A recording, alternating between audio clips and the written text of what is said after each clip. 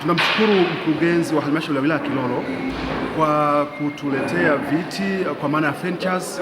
Kwa kweli hapa nyuma tulipata changamoto sana kwenye maeneo ya furnitures za kiofisi, lakini leo tumepokea viti mipango, tumepokea viti vitano. Ni viti vizuri kabisa, kwa hiyo tutakuwa comfortable, tutakaa vizuri. Amini mkurugenzi, kupitia viti hivi basi tutakuwa comfortable, tutakaa muda wote ofisini na tutamwakilisha vizuri, kazi zitaenda vizuri sana. Nitoe shukrani zangu za dhati kwa mkurugenzi wetu mtendaji Madam Siwema Juma kwa kutukumbuka watumishi wake kwa kutuletea furniture ili ziweze kutusaidia katika utendaji wa kazi. Kwa kweli tunamshukuru, maana kwa kutuletea viti itaturahisishia sisi wafanyakazi wake kukaa mazingira mazuri, ili pia tuweze kutoa utendaji kazi wetu vizuri kwa watumishi ambao tunawahudumia katika shughuli zetu za kila siku.